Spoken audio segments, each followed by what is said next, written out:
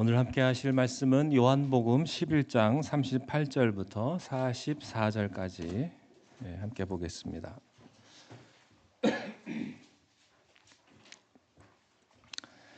요한복음 11장 38절로 44절 말씀까지를 한 절씩 교독하겠습니다. 제가 먼저 읽겠습니다. 이에 예수께서 다시 속으로 비통히 여기시며 무덤에 가시니 무덤이 굴이라 돌로 막았거늘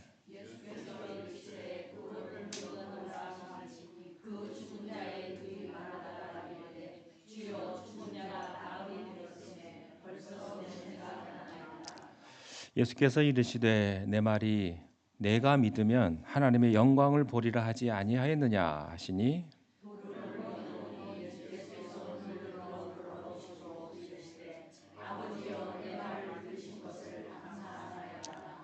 항상 내 말을 들으시는 줄을 내가 알았나이다. 그러나 이 말씀하옵는 것은 둘러선 무리를 위함이니 곧 아버지께서 나를 보내신 것을 그들로 믿게 하려 함이니이다.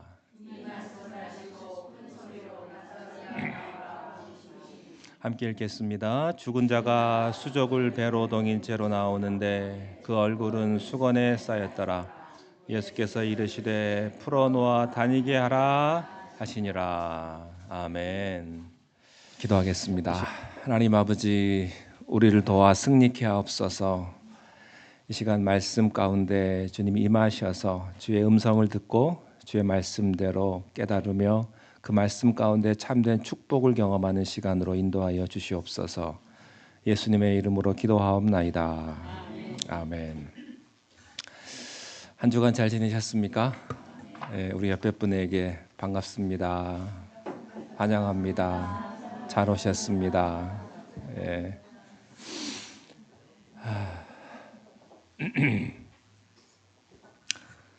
제가 어릴 때 많이 울었답니다. 제 어머니가 늘 하시는 말씀이 너는 왜 그렇게 울었는지 모르겠다고. 제가 왜 이 말씀을 드리냐면 그런 얘기 있잖아요. 남자는 3번 운다. 혹시 그 말씀 들어보셨어요? 누가 한지는 모르겠는데 남자는 태어날 때 울고 그 다음에 부모님이 돌아가셨을 때 울고 그 다음 모르겠습니다. 뭐 그런 게 있습니다. 네, 우리는 모두가 다 태어날 때 모든 사람들이 다 울고 태어나죠. 그리고 또 하나 보통 사람이라면 부모님이 돌아가셨을 때 그때 울지요. 3번째는 사람마다 다르겠지만 하나님을 만나면 웁니다. 정말 내가 하나님을 만나면 그런 경험을 하면 진짜 울어요. 제가 하나님 처음 만나고 정말 눈물 콧물 흘리고 참 감동에 젖었던 그런 기억이 있습니다. 하나님을 만나는 것은 그런 감동이 있는 것입니다. 눈물에는요 여러 가지 이유가 있습니다. 정말로 사랑해서 눈물을 흘리는 눈물이 있습니다.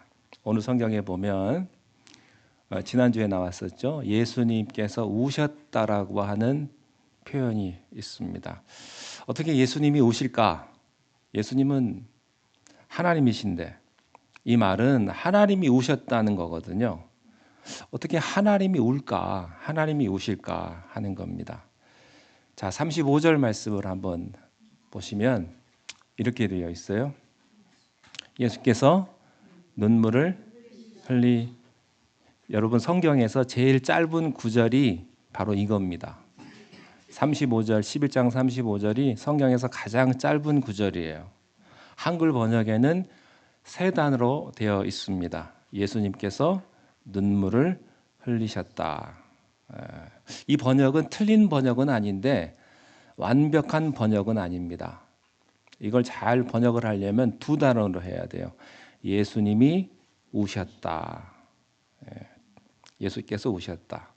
원어에는 그렇게 되어 있습니다. 왜 예수님께서 우셨을까? 사랑해서 우셨습니다. 진짜 눈물은요, 분해서 우는 것도 아니고 아파서 우는 것도 아닙니다. 힘들어서 우는 것도 아니고요. 진짜 눈물은 사랑하기 때문에 우는 것입니다. 자녀가 잘못되었을 때 부모의 눈에는 피눈물이 있습니다.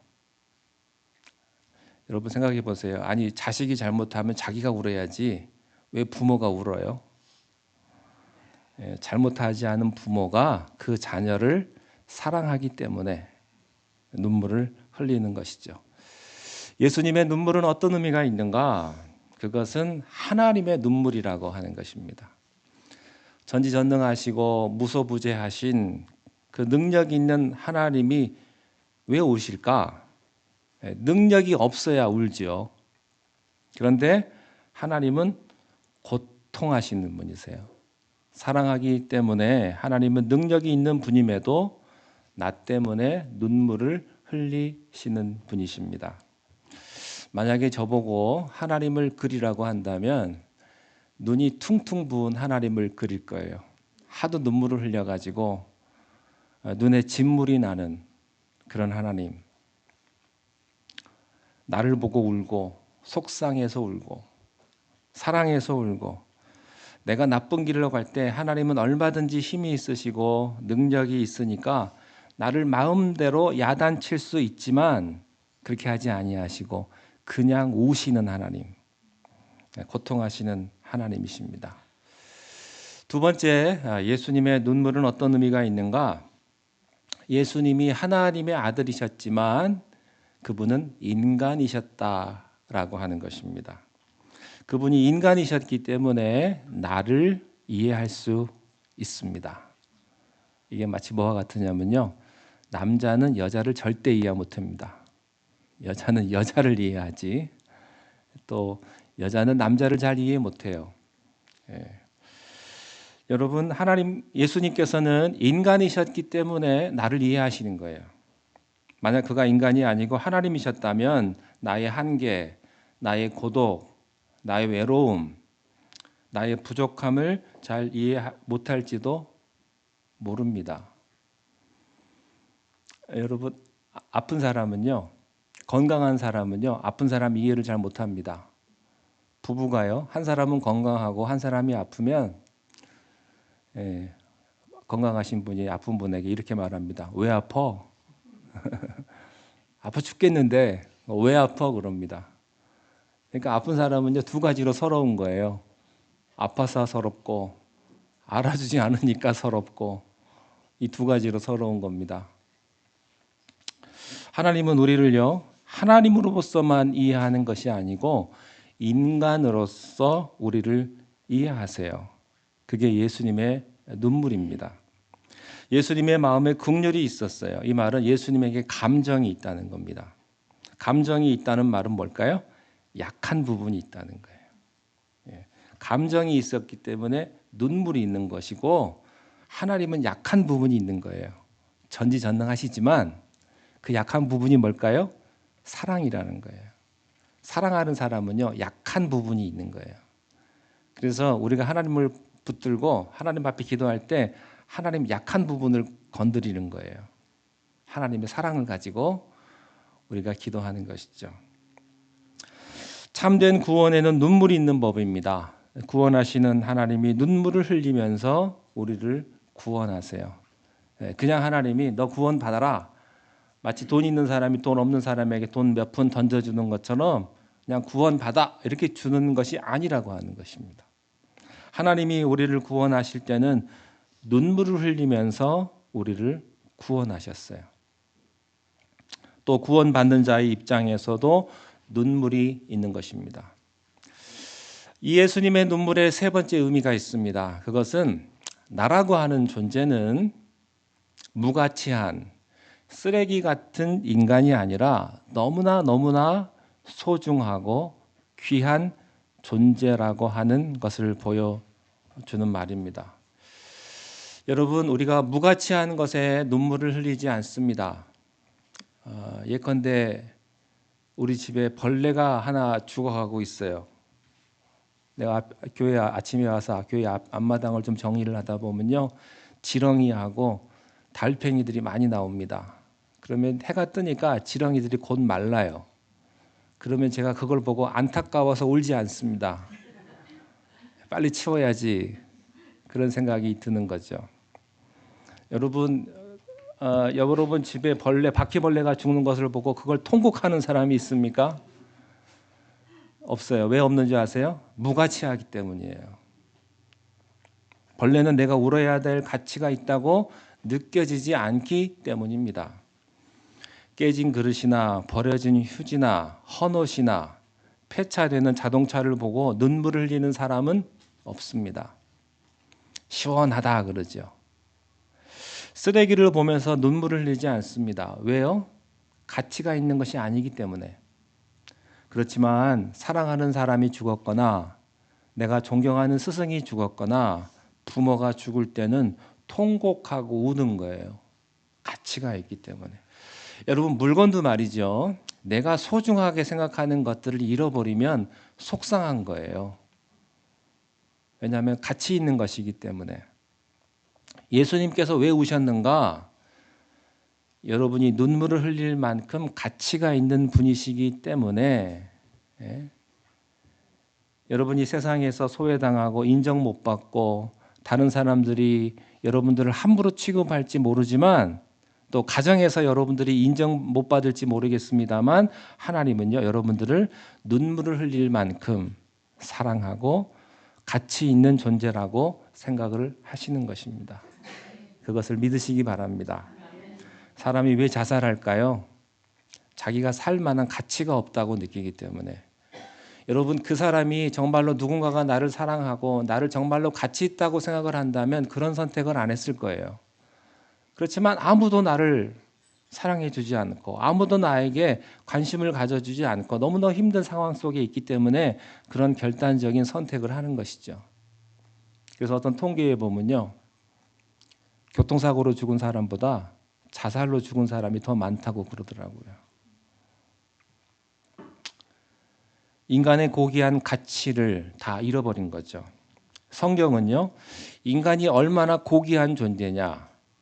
하나님만큼 고귀한 존재라고 말을 합니다. 그래서요. 사람은요. 하나님의 형상으로 지음받은 존재입니다. 잘 들으십시오. 여러분 안에는요. 하나님의 DNA가 들어있어요. 하나님의 유전인자가 들어있는 것입니다. 그렇지만 동물에게는 없어요. 오직 인간에게만 하나님의 형상대로 하나님의 DNA가 우리 안에 있다고 하는 것이죠. 우리는 하나님의 형상대로 만들어진 정말로 가치 있고 귀한 의미 있는 존재라는 사실을 여러분들이 믿으시기를 바랍니다. 여러분의 가족, 자녀에게 있어서 여러분들은 참 귀한 존재다. 말을 안 해서 그렇지요. 여러분 부모님들을 자녀들이 얼마나 귀하게 생각하는지요. 자녀들이 가끔 이상한 짓도 하고 말도 함부로 해서 그렇지 아닙니다. 귀한 존재요. 사랑하는 존재라고 하는 것입니다. 우리는 다 의미가 있어요. 여러분들은 다 귀한 존재고 저도 귀한 존재고 우리들은 다 하나님 앞에서 존귀한 존재라고 하는 것입니다. 그래서 예수님께서 나사로를 보고 눈물을 흘리셨어요. 눈물을 흘리는 예수님을 보고 예수님께서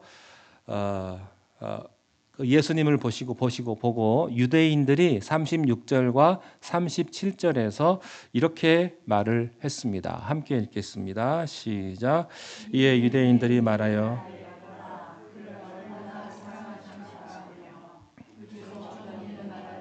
맹인의 눈을 뜨게 한 이 사람이 그 사람은 죽지 않게 할 수 없었더냐. 예수님께서 우시는 것을 보고 주변에 있던 유대인들이 이렇게 말했습니다. 야, 지독히 사랑하나 보다. 이 말이에요. 예수님이 참 지독하게 사랑했나 보다. 옆에 계신 분에게 한 말씀 하세요. 하나님이 여러분을 지독하게 사랑하십니다.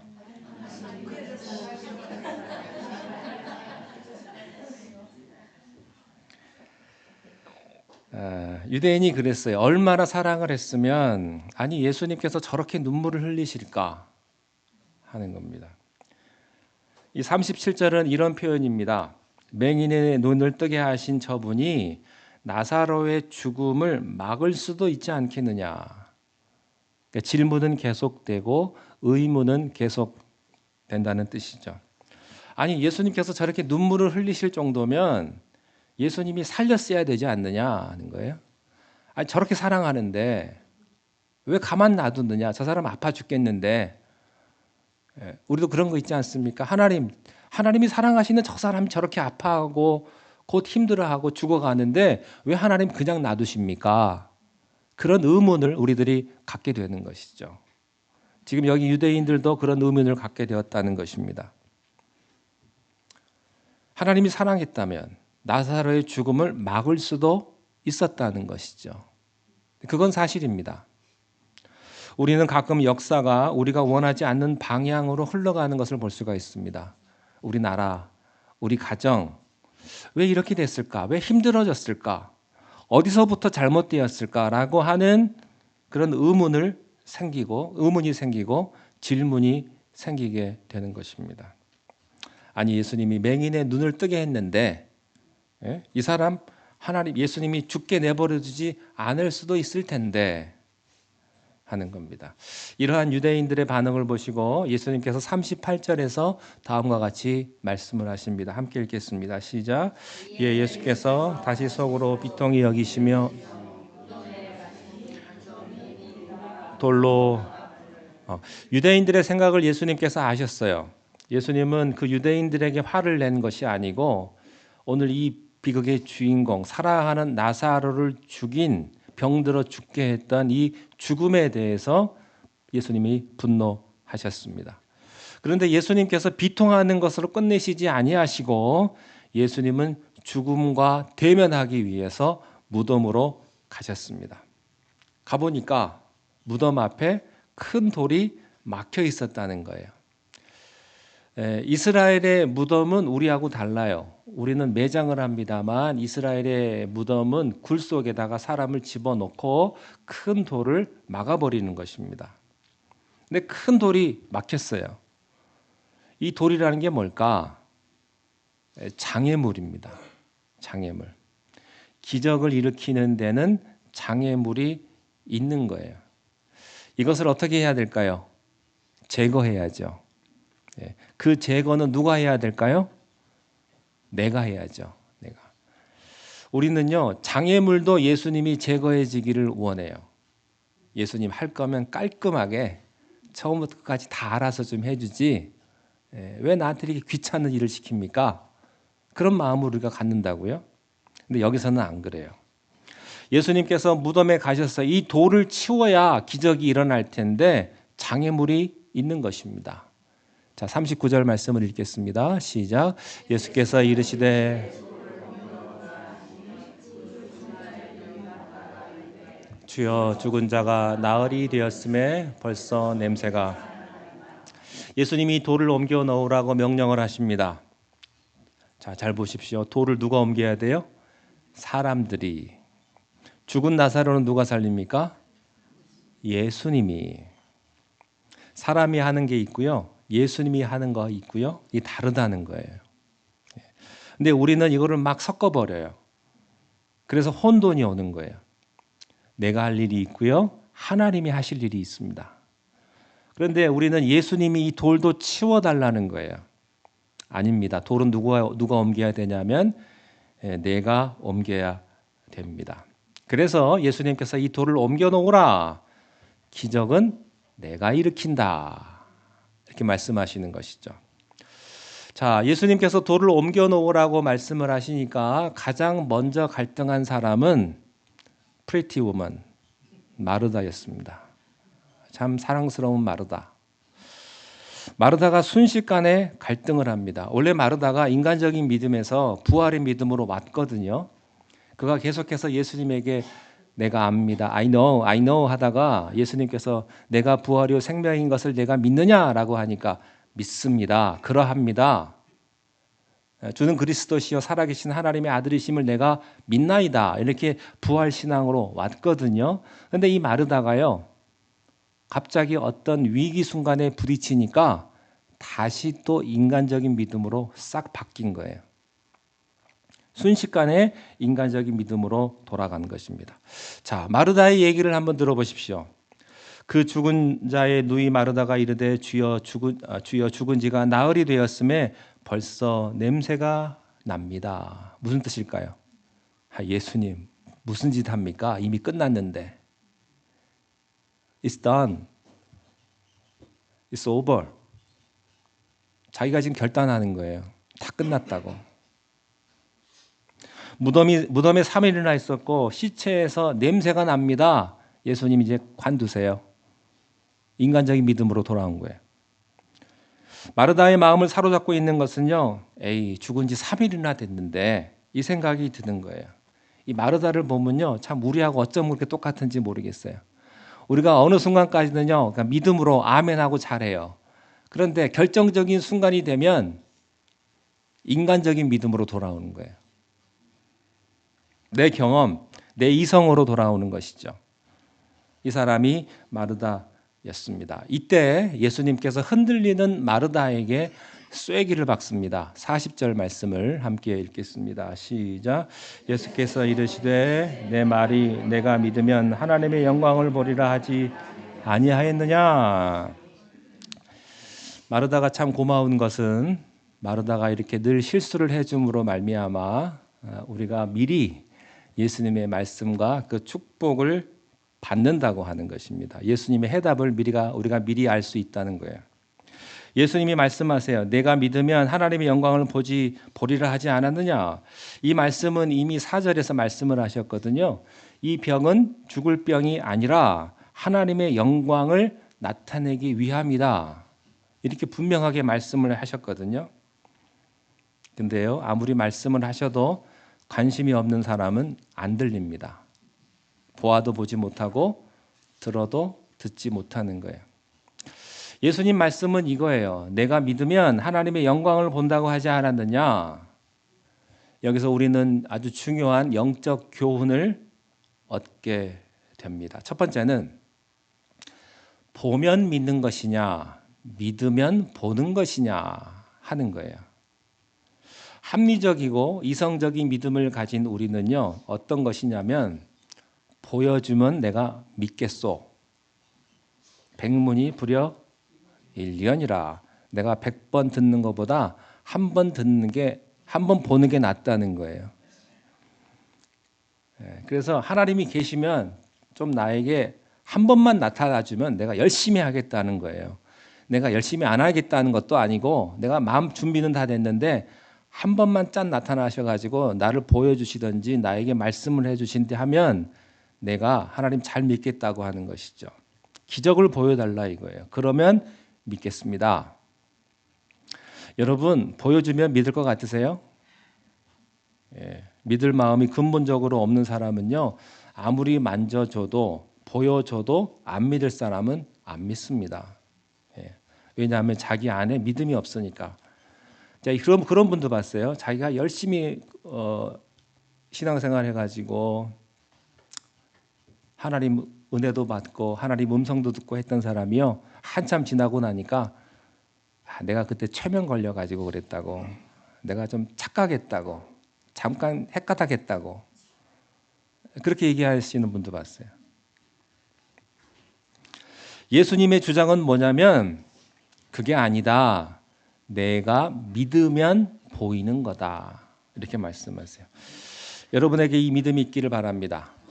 그러면 믿음이라는 것은 뭐냐? 내가 열심히 성경 공부하면 믿음이 생기느냐? 예, 생길 수 있죠. 내가 열심히 노력하면 믿음이 생기느냐? 네, 생길 수 있죠. 그렇지만 생기지 않을 수도 있어요. 우리가 착각하기 쉬운 건 이거예요. 내가 열심히 뭘 하면 그걸 믿음이라고 생각을 해요. 근데요, 우리가 때로는 교회 봉사도 열심히 하고 땀을 흘리고 열심히 하는데 보면 좀 신경질이 좀 있어요. 일을 하긴 하는데 좀 화가 나 있어요. 그리고 열심히 하는데 남을 좀 원망하는 게 있어요. 왜 그럴까요? 인간적인 믿음이기 때문에. 내가 이렇게 하는데 왜 안 알아주냐 이거예요. 여러분, 인간적인 믿음은요, 내가 아무리 열심히 믿고 아무리 지식이 많고 아무리 해도 결과는 덕을 끼치지 않는다라는 거예요. 무슨 믿음이 덕을 끼치느냐? 은혜로 말미암는 믿음이에요. 그래서 겸손한 거예요. 이 사람들은 남에게 유익을 줍니다. 결과가 좋은 거예요. 거듭난 믿음은 결과가 좋습니다. 그래서 우리가 이렇게 기도해야 됩니다. 주님, 나는 믿음이 없습니다. 나에게 믿음을 주십시오. 믿음은 선물이거든요. 선물.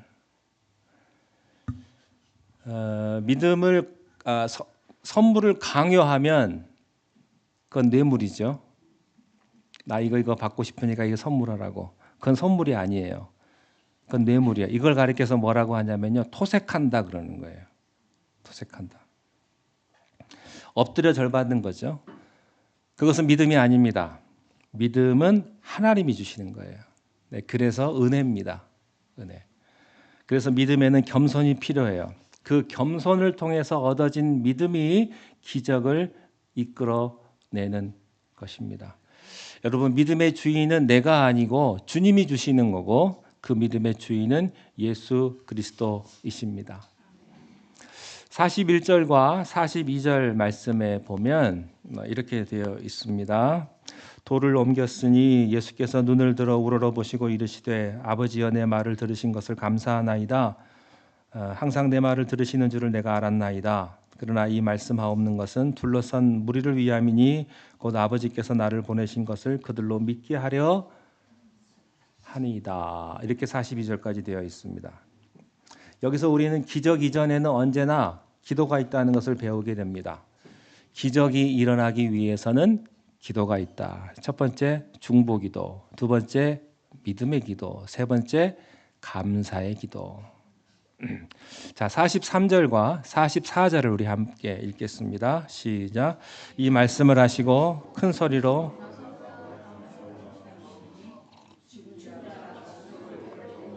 나오는데 그 얼굴은 수건에 쌓였더라. 예수께서 이르시되 풀어놓아 다니게 하라 하시니라. 예수님이 첫 번째 명령은 이거였어요. 돌을 옮겨 놓으라. 그건 누가 하는 거예요? 사람이 하는 거예요. 죽은 나사로는 누가 살리고요? 예수님이 살리고요. 두 번째 죽음에 대한 명령. 나사로에게 명령하셨습니다. 나사로야 나오라. 이렇게 명령을 내렸어요. 그랬더니 즉각 죽은 나사로가 일어났습니다. 그리고 나서 세 번째 명령을 하십니다. 그것은 뭡니까? 풀어놓아 다니게 하라. 이것이 오늘의 메시지입니다. 수건은 또 누가 풀어요? 그건 사람들이 하는 겁니다. 사람들이 예수님을 말씀을 듣고 죽은 나사로를 풀어주는 거예요. 자, 생각을 해보면 머리에 수건을 쓰고 손과 발에 이제 배로 뚫뚫 말았는데 벌떡 일어났는데 어떻게 나올까? 발을 마음대로 쓸 수가 없으니까 무슨 귀신 영화에 나오는 것처럼 두 발로 통통콩콩 뛰어나가서 올 수도 있고 어떻게 나왔을까?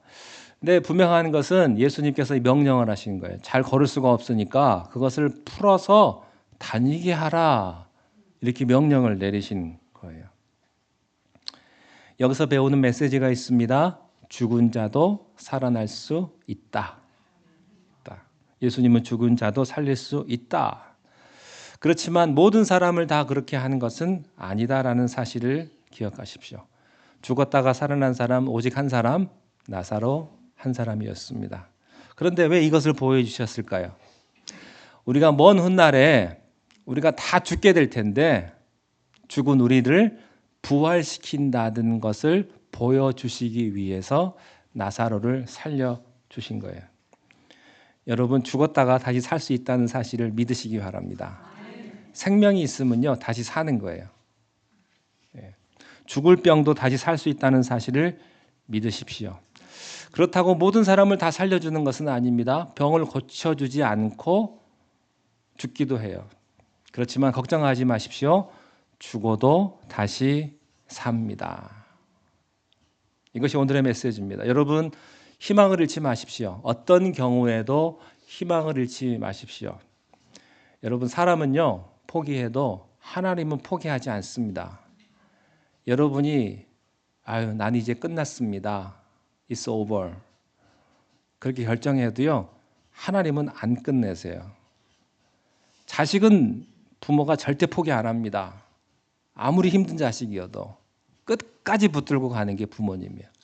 하나님은 여러분 포기하지 않습니다. 여러분들을 끝까지 붙들고 가실 거예요. 주님은 죽은 자도 살리시는 분이고요. 병든 자도 살리십니다. 여러분 어떤 경우에도요. 우리가 세상을 살다가 죽고 싶을 때가 얼마나 많아요. 너무너무 힘들고 어려우니까 자살했으면 좋겠다라는 생각할 때가 얼마나 많습니까? 그렇지만 희망이 있습니다. 기적이 있습니다. 다시 살아납니다. 여러분들은요, 하나님이 눈물을 흘릴 만큼 그렇게 귀한 존재라는 사실을 여러분들이 꼭 기억하시고 그렇게 그 힘으로 살아가는 여러분 되시기를 주님의 이름으로 축원합니다. 기도하겠습니다. 하나님 아버지, 우리 모두가 다 하나님이 너무너무 사랑하는 존귀한 존재임을 우리가 깨닫게 하시고 어떤 어렵고 힘든 상황 가운데서도 희망을 잃지 않고 소망을 가지고 우리 구주 되시는 예수 그리스도를 바라보며 우리가 살아갈 수 있도록 우리를 인도하여 주시옵소서. 예수님의 이름으로 기도하옵나이다. 아멘.